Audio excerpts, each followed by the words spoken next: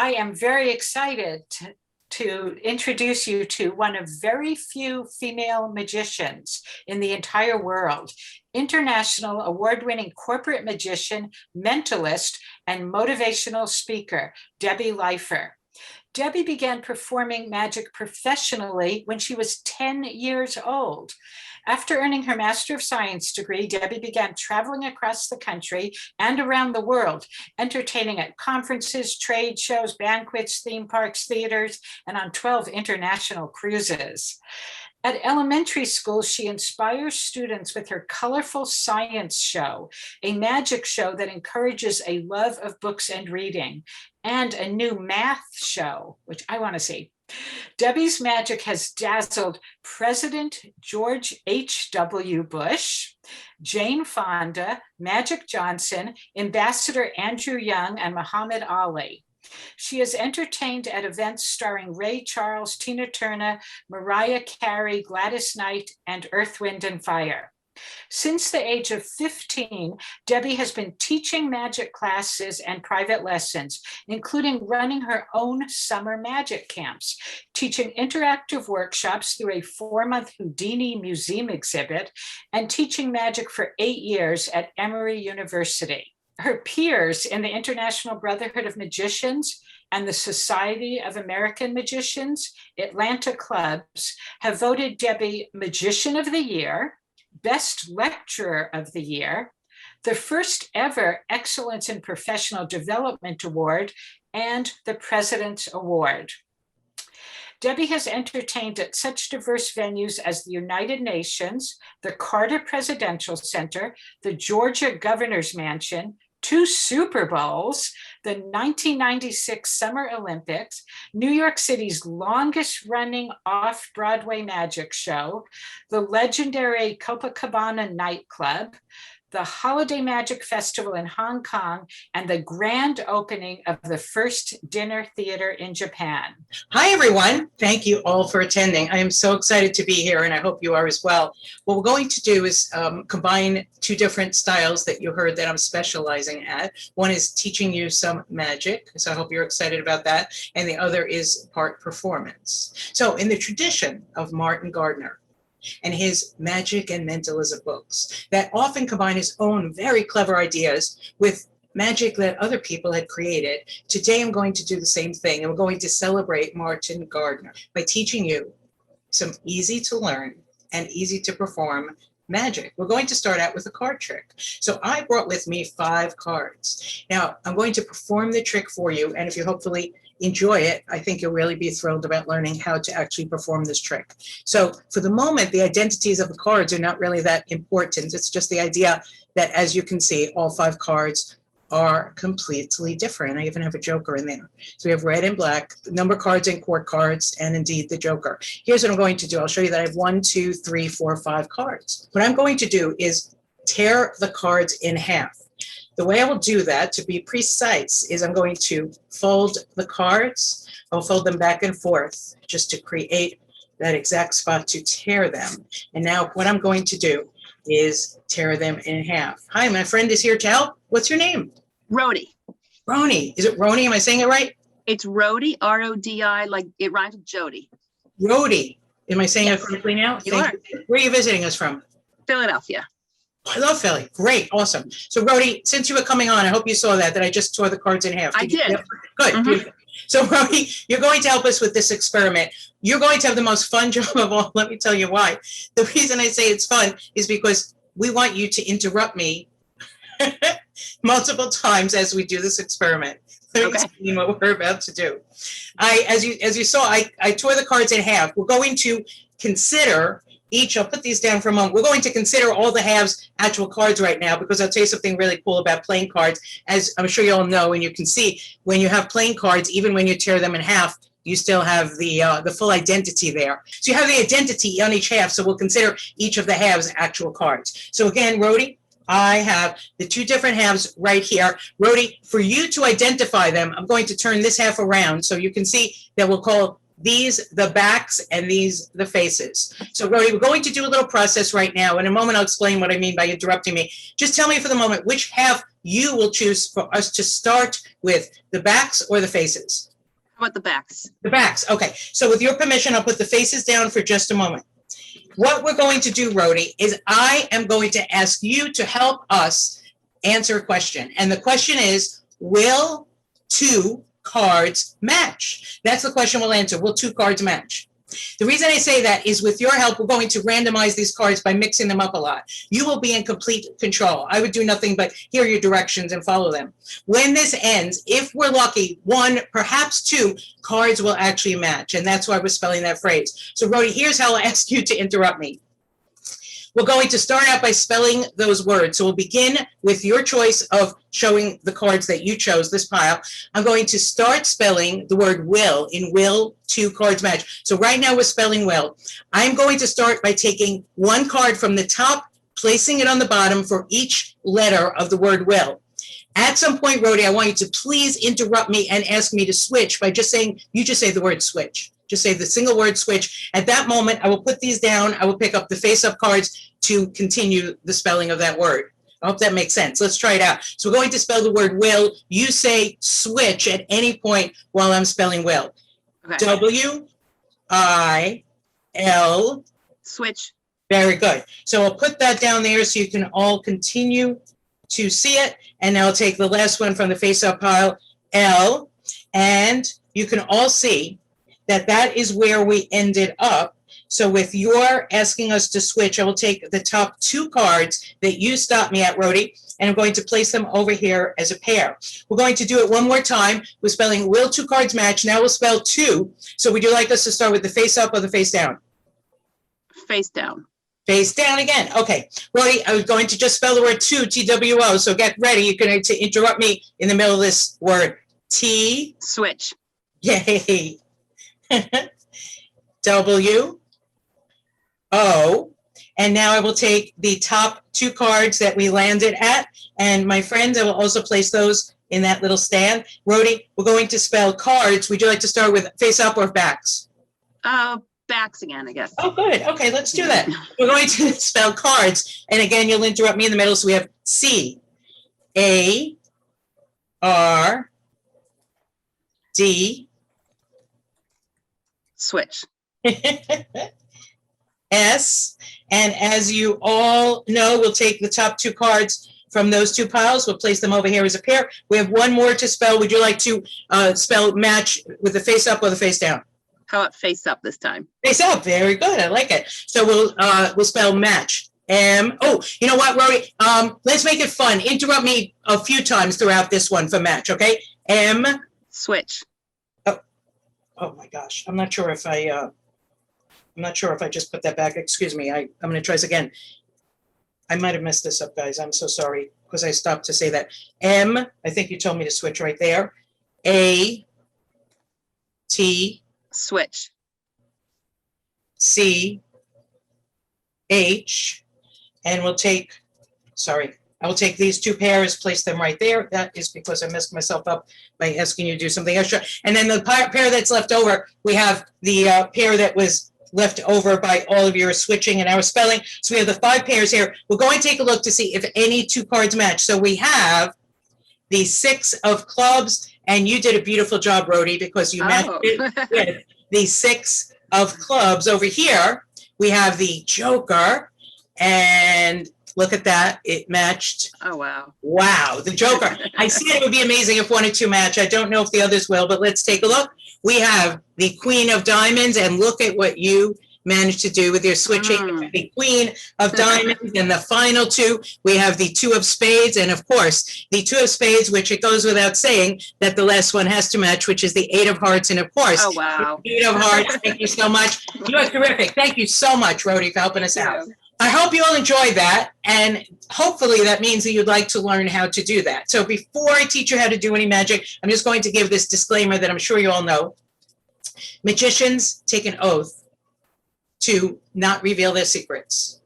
You might be wondering why I'm doing that today. Well, of course, this is a very special occasion, and this is an educational conference. So with the permission from the organizations I belong to, I do teaching in environments like this to be able to share magic with others. But I'm going to show you 2 secrets today, so I will ask you to please keep them secret.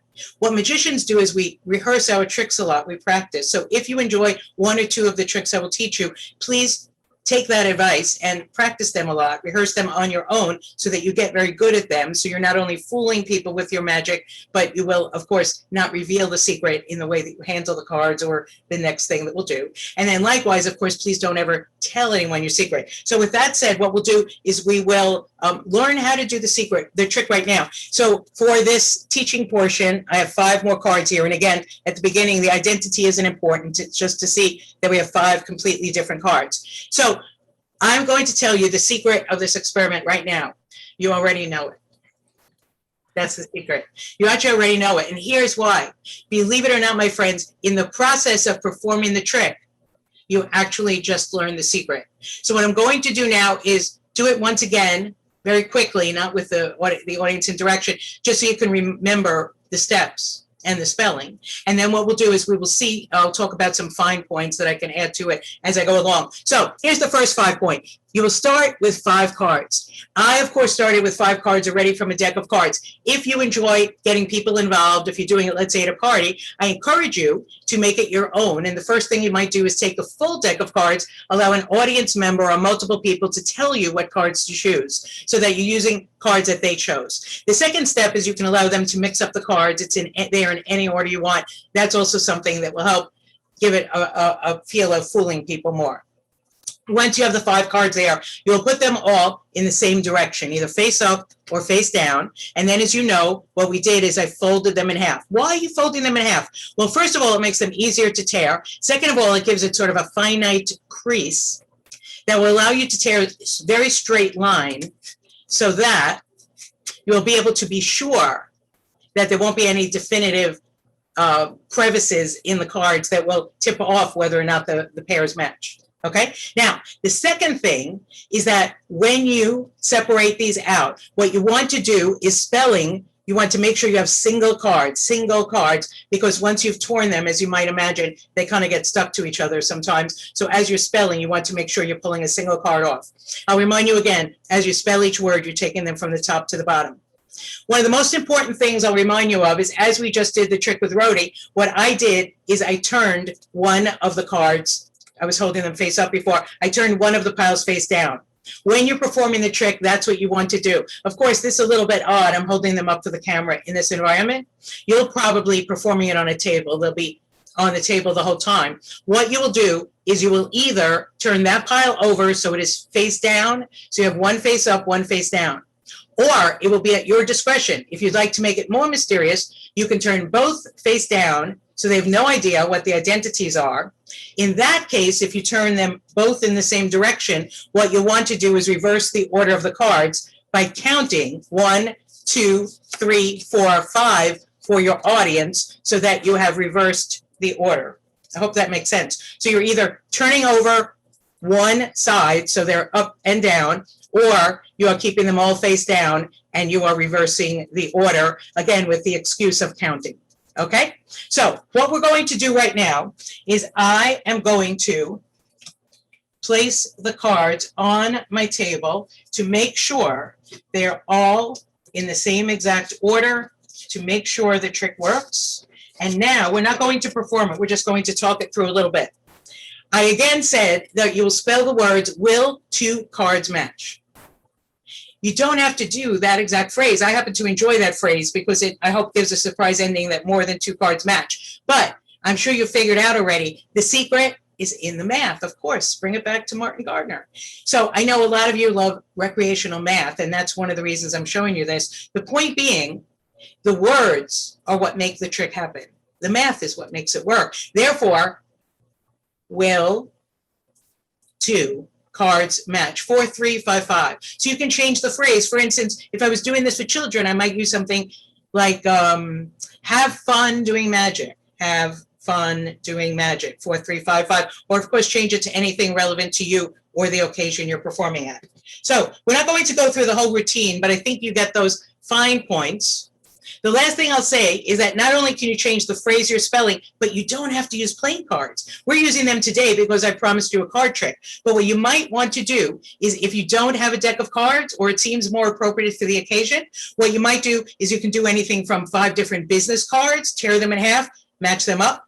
Or what's the easiest thing to do if you don't have anything special around, use a piece of paper, cut or tear it up into 5 pieces, then tear them in half the same way. Proceed as we have for this performance. Or the easiest way is with index cards. You can write words on them. So you can take 5 index cards, write people's names on them, write the names of cities or countries. Again, you tear them in half and the words match up. I hope you get the point, my friends, so that you will spell 4355, or in this case, will 2 cards match. I hope you'll enjoy that. So that's our card trick for the day. We're going to do something else right now. And for this, I'd like another volunteer. So if we can get someone on the screen, this is going to be a super easy and fun trick to perform.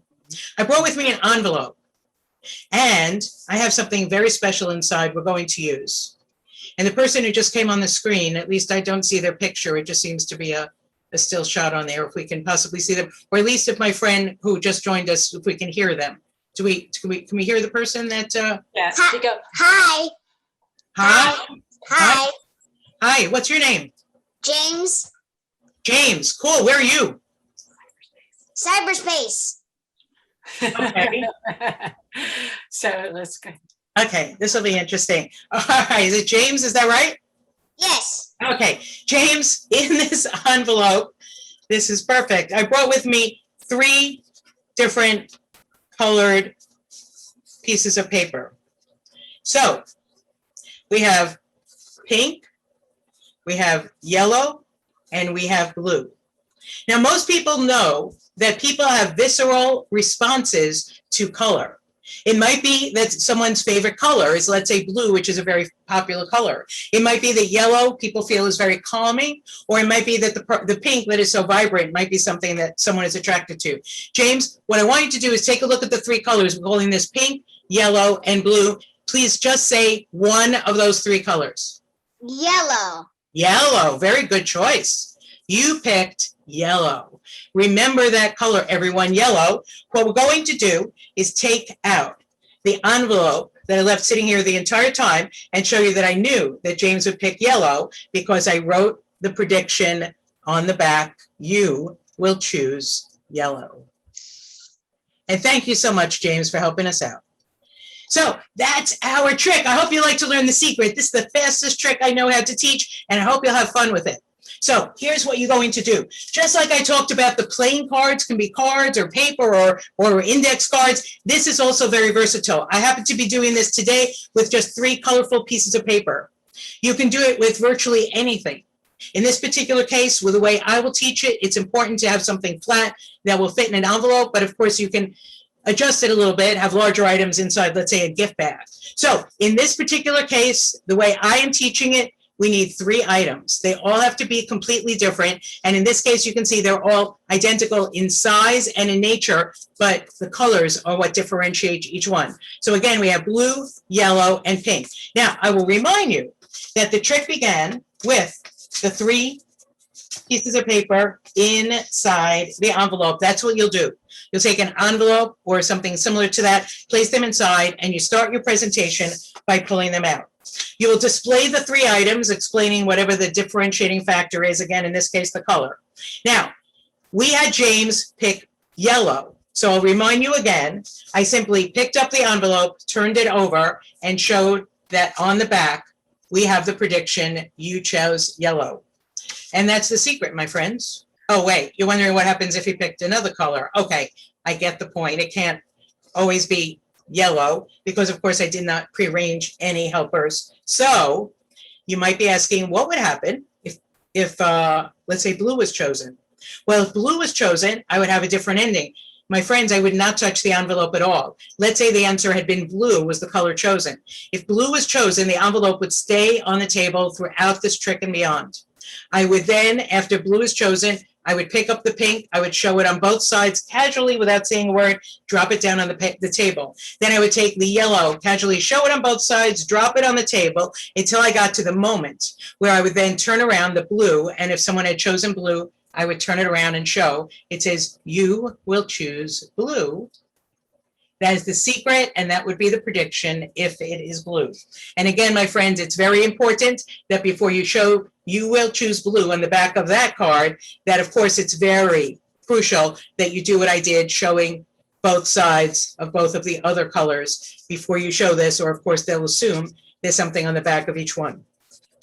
That's the secret. Thank you so much. Oh, you're wondering what would happen if the third color were chosen. We covered yellow and blue. What would happen if it's pink? Well, we know it's not written there.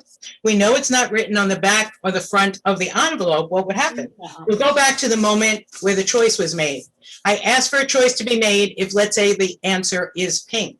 I would then take all three colors, place them down on the table, getting rid of them for the rest of the experiment. I would pick up the envelope. But you noticed I did not turn over the colors. I will not turn over the envelope. What I will do is open the envelope. I will reach inside and I will pull out a piece of paper. I will, before I reveal what's on the paper, I will show the envelope empty to make sure no one thinks there's three papers with three colors inside. If pink had been chosen and only if pink were chosen, I will do this, open the envelope, open the paper, and show everyone it says, you will choose pink. So my friends, that's the secret. It depends upon what they say. So you're doing this extemporaneously on the fly. If it's the color that you wrote on the back of, you will turn that around, showing the other two blank. If it is what you wrote on the envelope, you will not turn paper around or the item around. You will show the envelope. And again, if it's what you wrote on the paper, in this size of the paper and the envelope, I had it secretly in the bottom. So when I pulled out the original cards, no one could see it. And then I didn't turn them around. I didn't turn the envelope around. And again, my friends, I took the paper out. And that is the secret of matching the colors. Well, thank you so much. I hope you enjoyed that teaching. What we're going to do right now is we're going to do something very different. I am going to switch, just like we did earlier in our card presentation. I am going to transform magically from being your teacher, or your instructor, into being an entertainer. I am going to do this portion of my presentation, what I promised you earlier. I am going to perform the closing piece of my virtual mentalism show. And this will be, of course, for pure entertainment. We won't be showing the secret of it. So it's going to be a math experiment. And I hope you all enjoy it. So again, in honor of Martin Gardner, and so many people watching this probably enjoying recreational math, we'll combine some math with some magic and some mind reading, of course, and we hope to have a good time. And I'll get a couple of people involved. So I'm going to begin this experiment by showing you that we're going to use this Sharpie, and I brought a board with me that has some numbers on it. Before I explain what we're going to do with the numbers, I am going to make a prediction. So I'd like to have two people on the screen so I can see them and hear them, because this is not only mind reading or mentalism, it is actually an experiment in discovering the secrets of human behavior or human nature. So when I get two people on the screen, if they can please just shout out, maybe we can see them. If not, we can at least hear them, as we did with our previous helper. Who do we have? I'm Gail. Oh, Gail, thank you so much for helping us. So Gail, have you ever helped a mentalist before? Yes, I have. Wow, that's a surprise answer. Where are you coming in from? I'm in Santa Barbara, California. I love it. It's beautiful there. Do we have another helper? We'd like two people to help us out. Tyler, where are you joining us from? Kitchener, Ontario. Oh, that is beautiful. I just love Canada like you cannot imagine. I was there 2 years ago. Actually, 3 years ago now. Okay, here's what I'm going to do. Tyler and Gail, I am going to make a prediction. Before I do, I am going to try to learn a little bit about you. Now, when I do my in-person shows, I can observe people and I can get a sense of their behavior, trying to assess human nature. And I'm very good at figuring things out by watching people before I perform and during my show until I get to this closing moment. But on Zoom this way, I don't get a chance to really meet people and interact with them, as we know. So what I'm going to do is I'm going to divert from that normal way of performing this. I'm going to ask you each 3 questions just to get a feel for your personalities, and that will help me make a decision about what we're going to do next. So Tyler, I'm going to ask you some questions. I'd like you to just give me rapid answers. Here we go, Tyler. Vanilla or chocolate? Chocolate. Comedy or drama? Comedy. Trick or treat? Treat. I love it. Gail, answer these questions. Waffles or pancakes? Pancakes. All right. Red or blue? Red. Very good. And this is an unusual one. Airplane window seat or aisle seat? Aisle. Oh, you're with me on that one. Okay, cool. Very good. Well, thank you very much for those answers. That helps me discern a little bit about what we're going to do. I am going to use your answers and seeing both of your beautiful faces to make a prediction right now. So my friends, I am going to take this off screen so no one can see me make a prediction. And I am going to write a number down. I'm just making sure it's not on screen. I'm going to write something down. And I believe what I just wrote down will end up being relevant at the end of this experiment. Now we will go back to your beautiful assistants. What I have here are 15 numbers. These numbers are not numbers that I chose. I want to be very clear about this. They were randomly generated on a website called numbergenerator.org. A numbergenerator.org, what anyone can do is go on there and tell them the length of number they are looking for and how many numbers they would like, and they provide it for you. So I went on there early this morning. I asked them to generate 5 3-digit numbers. So Gail and Tyler, you can see I have 5 3-digit numbers. Again, these were generated randomly this morning on that website. What I did is when they provided them, I copied them down in the precise order they provided them, and then I transferred them to this board. So again, this is all randomly generated. We're going to play sort of a little game right now. What we're going to do is I need for the two of you together to decide who goes first. So somehow would you like, excuse me? Ladies first. I love that you said that. I figured you'd say that. Okay. Now, I have to, before we go any further, make sure that everyone knows what you know, that this was not prearranged at all. So, Tyler, please tell us, give us an honest answer. Tyler, did I prearrange anything with you or communicate with you in any way, shape, or form, including having anyone else communicate on my behalf? Did we do that at all? I did not know you until about 20 minutes ago. Good. You seem very happy about that. And Gail, the same question. Did I prearrange this with you or communicate with you in any way whatsoever, including having somebody else communicate with you on my behalf? No, you did not. That's beautiful. I believe both of you because it's true. Very good. Well, now that we've established that fact with both of you, we're going to go ahead. So Tyler was kind enough to say ladies first. What I have down here at the bottom of the screen is underneath this strip of paper, I wrote my prediction, as you saw off screen. That is my prediction lying right underneath there. Now we're going to move along swiftly. Gail, what I'd like you to do is help us choose one of the numbers from the top 3-digit number. It is 749. I'm going to move one of those numbers down here. Gail, would you like 7, 4, or 9? 7. Okay, I am going to take your 7 and I am going to transfer it right down here. Gail, now we'll move on to the second line. It's 324. Would you like the 3, the 2, or the 4? 4. Good. We're going to take your 4, place it right down here. Gail, on the third line, we have 283. Would you like the 2, 8, or 3? 3. Beautiful. Okay, and then you see we have 551. Which number of those would you like? 5. Oh, Middle 5. good. You want the middle 5? Yes. That's interesting. I love that you distinguish that. That is beautiful. You're my type of person. And then we have finally 194. Which number would you like there? 1. 1. I love your choices. So Tyler, we're going to ask you to do the same thing, as I'm sure you can tell, but I'll tell you what, as I'm explaining this to you, Tyler, I'm going to move them up just a little bit to make sure we have enough room. Tyler, you know what to do now. You were so kind and polite to allow Gail to go first. That means that instead of 3 digits, you only have a choice of 2. So going with that first line, you know the system here. Tyler, would you like 4 or 9? 4. 4. We will take your 4, and as you know, we'll transfer it down there. Tyler, would you like 3 or 2? 2. 2. Very good. Moving very rapidly. Would you like 2 or 8? 8. 8. Very good. Boy, I hope this works after all this. Would you like 5 or 1? 1. Very good. And the last one, would you like 9 or 4? 4. You are awesome, my friend. I'm going to move them down there. All right. So as we established, we did not prearrange this in any way. Our friends had no idea what we'd asked them to do. They chose these numbers completely at random, chose the order.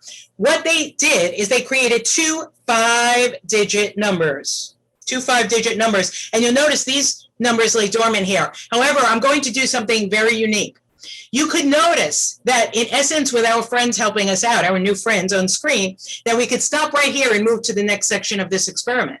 However, I am going to ramp this up a little bit because, believe it or not, I will point out that our 2 friends actually created another 5-digit number. By making the choices you made, you actually also made the choice to leave these numbers here or allow them to remain on top. So my friends, I will not change the order at all. In the exact order you chose to let them stay there, I am going to transfer them to the bottom, meaning you as a team, the 2 of you together, created a third 5-digit number by choosing to leave these on top.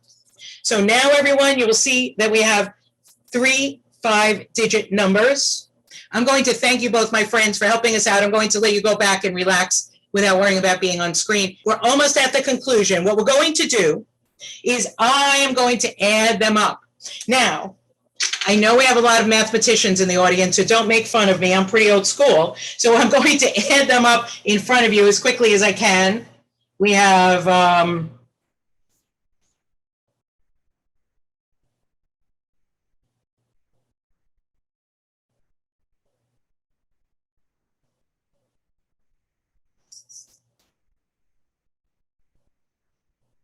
So we have 5 and 5 is 10, 11, 12. We have 10 and 14. We have 5, 6, 7. We have 7, 8, 8, 16, 17, 18, 19. We have this giant number. We have 210,424. Look at that. 210,424 is our total. I am going to take this tape that's been holding that securely there, and in a moment, I'm going to give you the big reveal. I'm trying to adjust this so I can get the perfect, there we go. I'll say it again now that we have it closer. 210,424. For the first time, I'm going to remove or move up what I wrote the total on, and I'm going to reveal what I wrote earlier on this board off screen. This is something that I wrote before we even met our new friends, something I thought would be relevant right now. And luckily it is, because you can see earlier I wrote 210,424, 210,424. Thank you again, our 2 friends, for choosing the exact numbers you chose. With these being randomly generated, you randomly creating these numbers, you helped me match my prediction here to your choice here. And thank you so much, ladies and gentlemen, for helping us out. Thank you to all the volunteers. Oh, you know what? This is weird. Wow. Oh my. I just noticed something.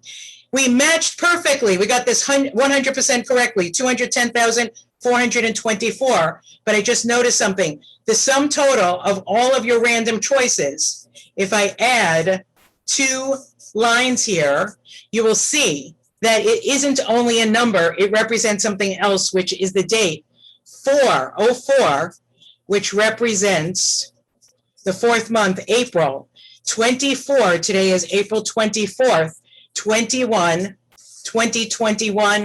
the year, April 4th, 2021. Somehow, my friends, not only matched my prediction perfectly, you actually managed to do the math without knowing what numbers you were choosing or knowing what they meant, that you managed to create today's date, April 4th, 2021.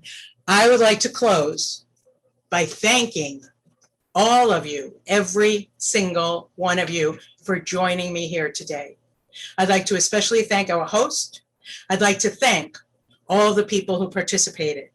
It has been an honor to be part of this celebration of Martin Gardner, and also to celebrate our love of math and magic during this very special celebration of mind. I thank you all very much.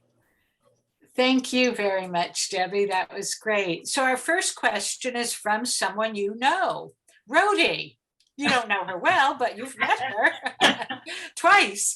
And Rhody asked something I would have liked to ask. What helped you to persevere as a woman in a career so male dominated? And she adds, I would imagine that most girls would have dropped out at some point.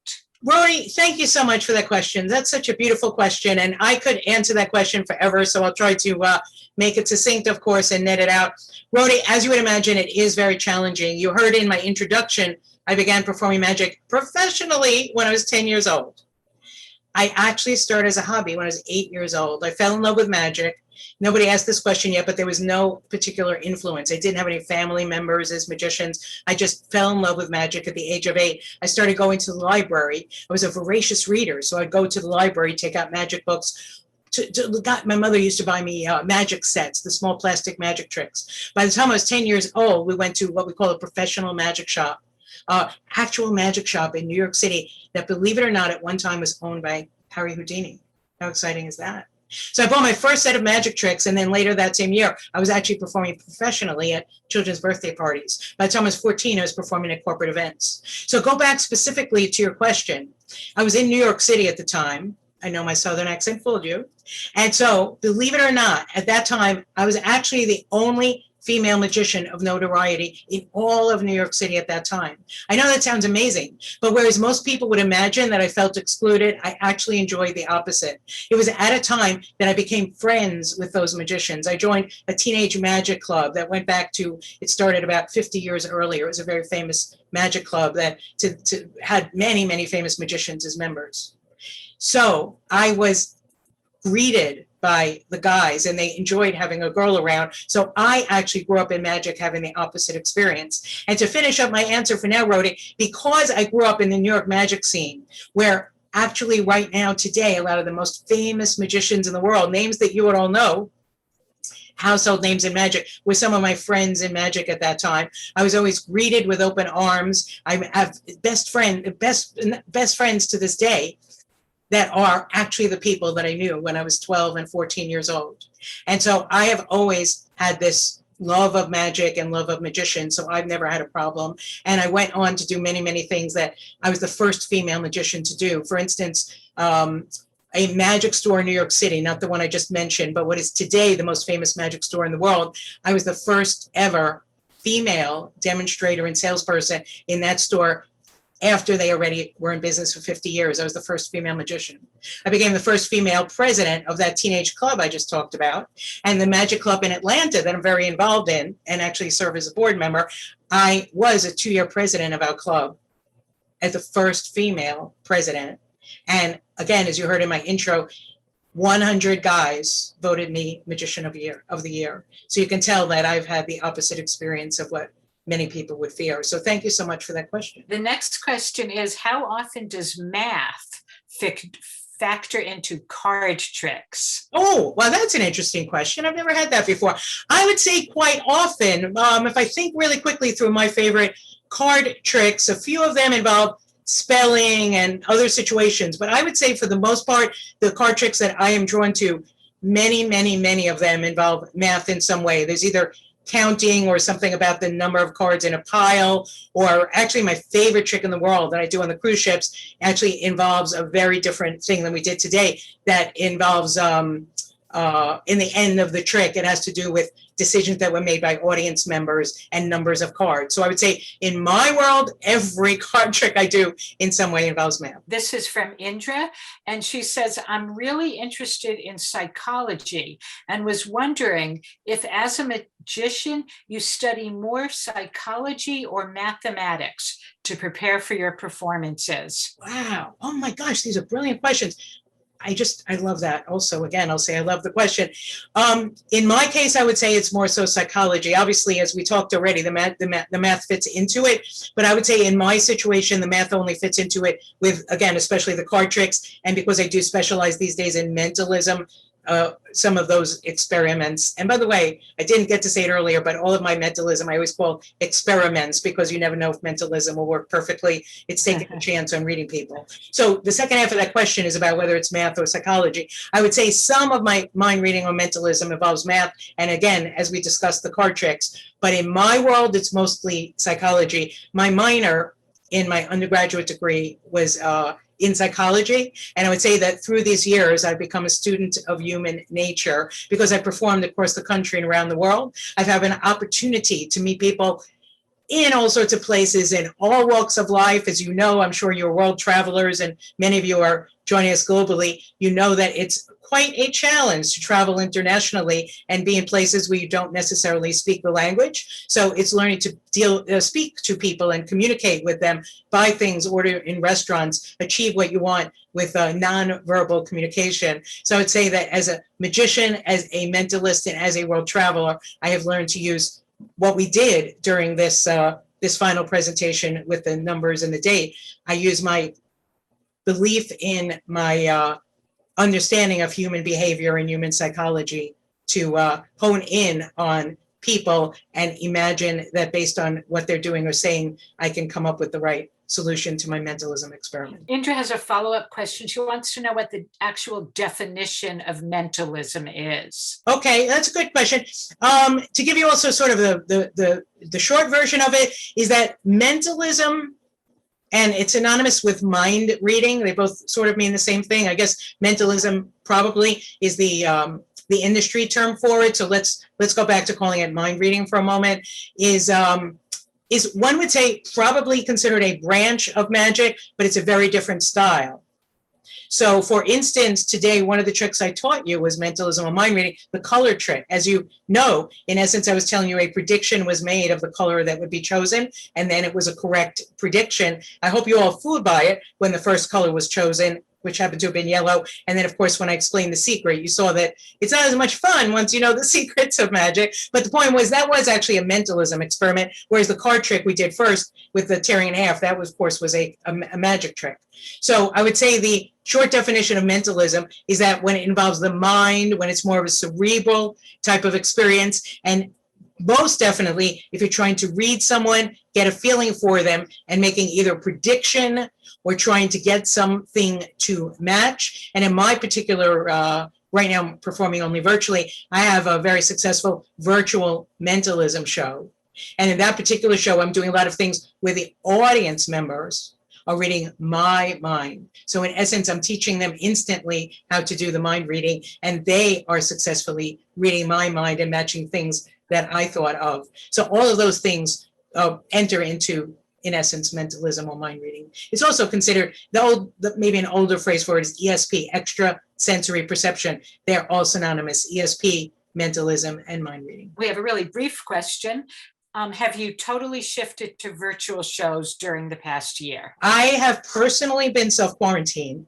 And so I had shifted a few months ago. I was a little bit late to the game compared to some of my colleagues, but I shifted to virtual performances. I'm trying to think. The first thing I did, I actually did a magic show for an 8-year-old birthday party. For actually, a lot of you are in California, for a family in California asked me to do a family birthday party. It turned out to be a coast-to-coast party. There were more adults on it than children. So at the last minute, I pivoted. Instead of doing colorful children's tricks, I did half the tricks for the 8-year-olds and the other half was mentalism for the adults. That same family then hired me for an 82nd birthday party for an adult. And we had adults that he was friends with his whole life, relatives and friends that came in also from across the country. From that point forward, in December, I ended up performing at a lot of corporate events, holiday parties, happy hours, meetings, and so forth, team building events. And so at that point, I was a virtual mentalist. So at this moment, even though I am fully vaccinated, I've made the decision that I am not yet doing live. They're all live. I have to say they're all live.